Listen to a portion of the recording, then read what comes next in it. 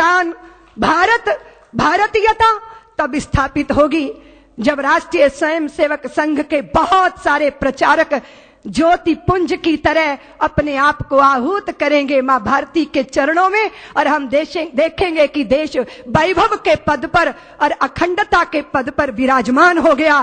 देश की सीमाएं सुरक्षित हुई।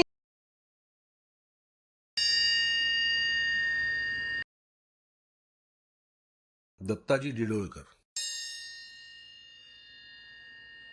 राष्ट्रीय स्वयंसेवक संघाची शताब्दी पूर्ण होत असतानाच संघाचे पहिल्या पिढीचे प्रचारक राहिलेल्या अनेक महानुभावांची जन्मशताब्दीही स्वाभाविकपणे पूर्ण होत आहे। संघ संस्थापक डॉक्टर हेडगेवार यांची जन्मशताब्दी 1989-90 या वर्षी, तर दुसरे सरसंघचालक श्री गुरुजी यांची 2005-2006 ह्या वर्षी साजरी केली गेली। तर गेल्या 5-6 वर्षात तिसरे सरसंघचालक बाळासाहेब देवरस, ज्येष्ठ विचारवंत आणि भाष्यकार पंडित दीनदयाळ उपाध्याय, दत्तोपंत ठेंगडी, मोरोपंत पिंगळे अशा ज्येष्ठ प्रचारकांची जन्मशताब्दी वर्षी येऊन गेली।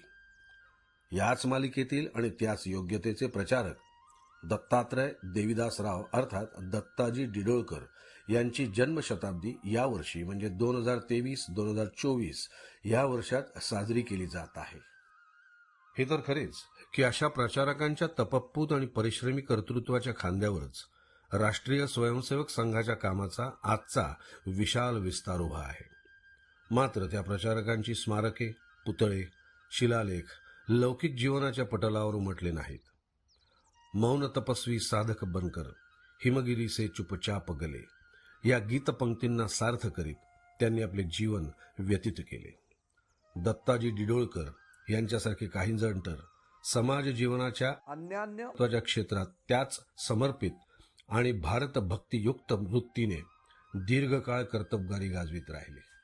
विदर्भातील जळगाव जामोद जिल्हा बुलढाणा हे मूळ गाव असलेल्या डिडोळकर परिवारात मलकापूर येथे आईच्या माहेरी दिनांक 7 ऑगस्ट 1924 रोजी दत्तात्रय डिडोळकर यांचा जन्म झाला।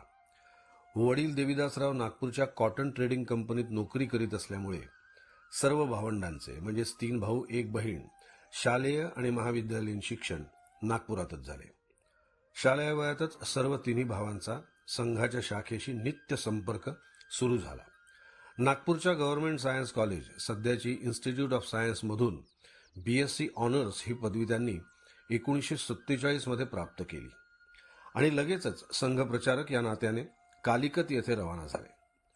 पुढे सलग 17 वर्षे दरम्यान संघावर प्रतिबंध आल्याचा काही काळ वगळता दत्ताजी संघाचे प्रचारक राहिले। आजचा केरळ आणि तामिळनाडू या 2 प्रांतांच्या कार्यक्षेत्रात संघकार्याच्या दृष्टीने अतिशय खडतर असलेल्या क्षेत्रात त्यांनी संघकार्याची मजबूत मुहूर्तमेढ रोवली। तामिळ आणि तेलुगू या 2 भाषांवर त्यांनी या दिवसात इतके प्रभुत्व प्राप्त केले की एका तामिळ भाषक विद्वान गृहस्थांनी the only Tamilian who speaks fluent Marathi अशा शब्दात त्यांचे वर्णन केले आहे। संघावरील प्रतिबंधाच्या काळात अखिल भारतीय विद्यार्थी परिषद या युवक संघटनेची स्थापना करण्याच्या कामी ज्येष्ठ प्रचारक दत्तोपंत ठेंगडी, बलराज मधोक यांच्यासह दत्ताजी डिडोळकर यांचाही प्रमुख सहभाग होता। दत्तोपंत ठेंगडी यांच्याच शब्दात सांगायचे तर संघ ने सिखाई हुई रीति नीति पद्धति को विद्यार्थी क्षेत्र में इंट्रोड्यूस करते हुए राष्ट्र संवर्धन कार्य का विद्यार्थी मोर्चा इस नाते से दायित्व संभालने वाला, विद्यार्थी संगठन का शुभारंभ करने वाले देश के प्रमुख पायनियर्स में से एक थे दत्ताजी डिडोळकर। तांत्रिकदृष्ट्या 1964 मध्ये प्रचारक म्हणून थांबल्यानंतर त्यांनी विद्यार्थी परिषदेच्या संघटनात्मक उभारणीचेही दायित्व पत्करले आणि पुढची जवळजवळ 2 दशके दत्ताजींनी परिषद आणि नागपूर या विद्यापीठ कार्यकारिणी यांच्या माध्यमातून शिक्षण क्षेत्रातच महत्त्वाची भूमिका बजावली। राष्ट्रीय स्वयंसेवक संघाच्या विचारधारेशी सुसंगत आणि पूरकच नव्हे तर पोषक कामगिरी परिश्रमपूर्वक पार पाडण्याच्या बाबतीत दत्ताजी डिडोळकर यांचे कर्तृत्व अत्यंत ठळक राहिले आहे। त्यातील एक महत्त्वाची ठरते ती स्वामी विवेकानंद यांच्या भव्य स्मारकाच्या निर्मितीचा अत्यंत भक्कम पाया घालणारी दत्ताजींची कामगिरी। स्वामीजींच्या जन्मशताब्दी वर्षात 1962-1963 कन्याकुमारी येथील श्रीपाद शिलेवर त्यांचे भव्योदात्त स्मारक उभे करावे असा संकल्प तेथील देशभक्त समुदायाच्या मनात आकार घेऊ लागला. मात्र धर्मवेड्या ख्रिश्चन समुदायाने विघ्नसंतोषी वृत्तीने त्यात अडथळे निर्माण करण्याचा अभद्र प्रयत्न संघटितपणे आरंभला. श्रीपाद शिलेवर एक क्रॉस लावून ती झेव्हियर्स भूमी असल्याचा दादांत असत्य प्रचार केला जाऊ लागला. दत्ताजींच्या नेतृत्वाने अत्यंत साहसपूर्वक तो क्रॉस उखडून टाकला, त्यासाठी जीवाची बाजी लावली आणि धर्मांध ख्रिस्ती मनसुबे उधळून स्मारक निर्मितीचा मार्ग मोकळा केला. या प्रसंगी हजारोंच्या संख्येने जमवलेल्या हिंस्त्र समुदायासमोर मोजक्या स्वयंसेवकांसह छातीचा कोट करून दिलेल्या साहसी झुंजीचे रोमहर्षक वर्णन आजही राष्ट्रभक्त तरुणांसाठी प्रेरक ठरणारे आहे. 1964 साली नागपूरला परतल्यानंतर त्यांनी त्यांच्या दिवंगत भावाच्या कुटुंबाचा चरितार्थ सक्षमतेने सांभाळला. स्वतः आयुष्यभर अविवाहित राहिले, मात्र भावाच्या परिवाराबरोबरच तरुण विद्यार्थींच्या सुजाण पालकाचा एक आदर्श वस्तुपाठ दत्ताजींनी निर्माण केला. जयंत ट्युटोरियल्स या नावाने त्या काळात अतिशय अभिनव ठरणारी शिक्षण वर्गांची कोचिंग क्लासेसची संकल्पना त्यांनी साकार केली. या क्लासेसच्या रूपाने असंख्य होतकरू ग्रामीण विद्यार्थींच्या डोक्यावर एक विशाल आणि आत्मीय छत्रच त्यांनी उभे केले. आर्थिक ओढगस्तीच्या विळख्यात अडकलेल्या, काही कारणाने निराशाग्रस्त होऊन अधोमुख झालेल्या, नियतीच्या एखाद्या फटकाराने विपरीत परिस्थितीत सापडलेल्या अशा अनेक किशोरवयीन विद्यार्थ्यांची जीवने त्यांनी केवळ सावरलीच नाहीत, तर नव्या उमेदीने उभीही केली. समाज जीवनाच्या निरनिराळ्या क्षेत्रात दिमागदार कर्तबगारी गाजवणारे अनेक तरुण तरुणी आपल्या साऱ्या जडणघडणीचे संपूर्ण श्रेय दत्ताजींच्या आत्मीय आणि जाणत्या स्पर्शाला देताना आजही दिसतात. स्वतः दत्ताजी पदार्थविज्ञान शास्त्राचे उत्तम शिक्षक होते. त्याबरोबरच नागपुरातील सर्व महाविद्यालयातील एकेका विषयाच्या उत्तम प्राध्यापकांच्या अध्यापनाचा लाभ जयंत ट्युटोरियल्सच्या विद्यार्थ्यांना मिळत असे. दुसरे आगळे वैशिष्ट्य म्हणजे विज्ञान शाखेच्या विद्यार्थ्यांना प्रयोगशाळा उपलब्ध करून देणारे ते एकमेव क्लासेस होते. या अनोख्या पद्धतीच्या शिक्षण वर्गामुळे क्लासेस तर लोकप्रिय झालेच, शिवाय दत्ताजींचे स्थानही विद्यापीठीय शिक्षणाच्या वर्तुळात आदराचे झाले. त्याच आदरयुक्त प्रतिमेच्या परिणामी विद्यापीठ व्यवस्थापनाच्या क्षेत्रात प्रथम विधिसभा सदस्य म्हणजेच सिनेट मेंबर आणि पुढे कार्यकारिणी काउन्सिलचे सदस्य या नात्याने सलग 10 वर्ष संस्मरणीय कारकीर्द त्यांच्याकडे चालून आली. याही क्षेत्रात त्यांनी आपल्या स्नेहशील, कर्तव्यदक्ष आणि नैष्ठिक कामाचा ठसा उमटवला. नागपूरच्या धरमपेठ भागातले दत्ताजींचे घर केदार हा प्रचारक, कार्यकर्ते, तरुण विद्यार्थींनी या सर्वांच्या दृष्टीने सर्व प्रकारचा निवारा होता. सर्वांना शारीरिक, मानसिक, बौद्धिक विश्रांती देणारे समाधान निधान होते. त्रस्तता, व्यस्तता, व्यग्रता, व्यथा, निराशा, वेदना, नाउमेदी, समस्या या सगळ्यांचा पूर्णविराम केदारमध्ये होता.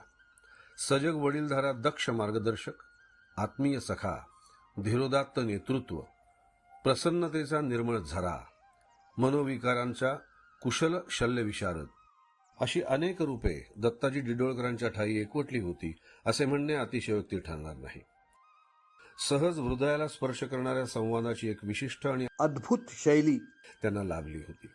अत्यंत निरागस आणि निकोप विनोद बुद्धीचे स्पष्ट प्रतिबिंब त्यांच्या बोलण्यातून प्रत्ययाला येत असे.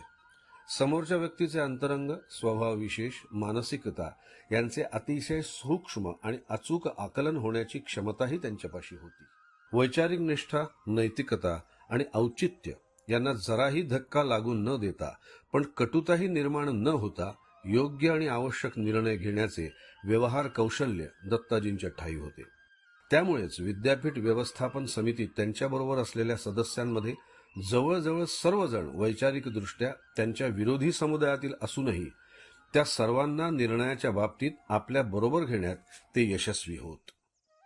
विद्यार्थी प्रियतेच्या दृष्टीने सर्वात अडचणीच्या ठरणाऱ्या शिस्तपालन समितीचे, अनफेअर मीन्स कमिटीचे ते सलग 10 वर्षे अध्यक्ष होते. परीक्षेतील कॉपीसारख्या गैरमार्गाचा अवलंब केल्याविषयीची अनेक प्रकरणे त्यांना हाताळावी लागत. या बाबतीत नियमभंग सहन केला जाऊ नये, विद्यापीठाची प्रतिमा कलंकित होऊ नये आणि विद्यार्थ्यांवरही अन्याय होऊ नये या साऱ्या गोष्टींचा समतोल सांभाळणे ही खूपच जिकिरीची बाब. दत्ताजी हा समतोल अतिशय कौशल्याने सांभाळली. निर्णयाची निष्पक्षता, निर्भीडता आणि पारदर्शकता याचे स्पष्ट दर्शन त्यांच्या धोरणातून स्पष्टपणे प्रतीत होत असल्याने शिक्षा सुनावल्या गेलेल्या विद्यार्थ्यासकट सर्व संबंधित घटक समाधानी राहत. विद्यार्थी परिषदेचे काम करताना देशातील प्रबुद्ध तरुणाई सुसंस्कारित छात्रशक्तीच्या स्वरूपात संघटित व्हावी आणि राष्ट्र उभारणीच्या कामात संयोजित व्हावी हा कटाक्ष जोपासला जातो. या कटाक्षाच्या जपणुकीची संस्कृती परिषदेच्या कार्यात रुजवण्याच्या कामी दत्ताजी डिडोळकर यांची भूमिका महत्वाची राहिली.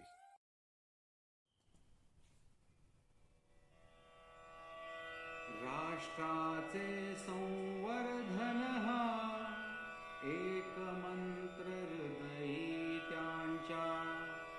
राष्ट्राचे संवर्धन हा एक मंत्र हृदयी त्यांच्या. जणू ते मौन तपस्वी होते, जणू ते मौन तपस्वी होते. शिवधनुष चित्ती त्यांच्या. राष्ट्राचे संवर्धन हा एक मंत्र हृदयी त्यांच्या. धरिला आपुल्या खांद्यावरती संघ प्रसाराचा भार. धरिला आपुल्या खांद्यावरती संघ प्रसाराचा भार. छात्र शक्तीच्या संघटनेतून दिधला राष्ट्राधार. राष्ट्राचे संवर्धन हा एक मंत्र